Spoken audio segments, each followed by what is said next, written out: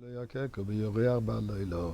אדוני ישמורך מכל רוע, ישמור את נפשך, אדוני ישמור את יצרו ויחד מעתו, ויעד אילו. My dear friends, please take a few coins, one coin, whatever you have, throw it into your tzedakah bags, into your charity bags, into your pushka, and that sound of the clinking, as the Baal Shem Tov says, creates an angel.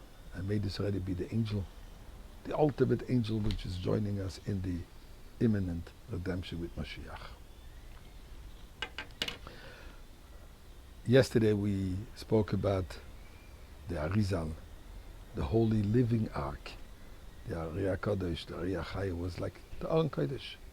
So let me go back to what we discussed prior to yesterday about the Aron Halodesh, the holy ark, where it is and so on. Let's discuss a little bit what it is, not just where it is. So the Aron Halodesh was made by Moshe Rabbeinu, by Betzalel, in the desert for the Mishkan. The size was 2.5 cubits long. It was made out of 3 boxes. The outer box was gold, and then in the middle was wood, and then an inside again gold box, and it was covered with a top, which on top of it had the keruvim, the cherubim, as we call it, which had a face of a boy and a face of a little girl.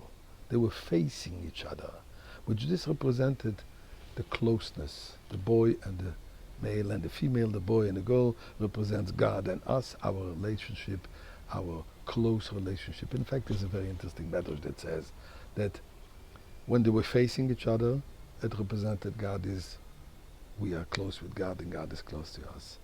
When they were giving the back to each other, represented a distancing. And here's something fascinating. At the time of the destruction of the temple, not only were they facing each other, they were actually embracing. And one wonders. This is the moment of separation, the destruction of the temple. God is kind of separating. God is distancing himself from us. So why are the keruvim embracing? So the Rebbe explains there is a halacha that says that a husband prior to going for a trip is supposed to be intimate with his wife before that, which represents that the departure is only a temporary departure. So the same thing is over here. Before God was departing, he became intimate with us to tell us, I'm always with you. That's the greatness of the Aron, because the Aron represents the complete oneness, the impossibility of detaching yourself. Inside the temple, inside the Aron was the broken luchos, the first set of tablets which Moshe Rabbeinu broke after we committed the sin of the golden calf, and also the second one, again representing, although you committed the golden calf sin, and you broke the luchos, you broke that relationship, it was immediately fixed. It was immediately once again, we became one once again. And this is what the Aron represents, the infinite love of God to us.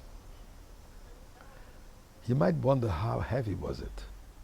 So according to some calculations, the box, the Aron itself, without the luchos inside, was over 5,000 kilograms. The luchos, each set, weighed, according to this calculation, 323 kilos times 2. Now, who was able to carry it? Because we know we're not supposed to put it on a wagon, they had to carry it. So there was 2 poles, gold-plated poles, which, by the way, were never allowed to be taken out. And here's an interesting point. Why were the poles not allowed to be removed from its rings, even when it was stationary in the Kodesh HaKadoshim? Which, by the way, it was 10 amos. Amos is a cubit, approximately between 50 and 60 centimeters, about 2 feet. So they were always in there. One of the explanations that the Rebbe gives is, the Aron represents the study of the Torah, insight, the learning for ourselves, the focusing on ourselves. The poles represent those who are supporting the study of Torah. They are not directly involved in the learning Torah, but they're supporting the Torah. Says the Aron Halodesh, says the Holy Ark, do not separate. They depend on each other. Those who study Torah depend on those who support them. And those who support them have to know that they always need to be connected to those who study Torah. The success of those who study Torah, the existence of those who study Torah is be the support of those who support them, those poles, and the success of those who support the Torah, they have to realize that their success is depending on those who study Torah, and therefore they could never, ever be separated.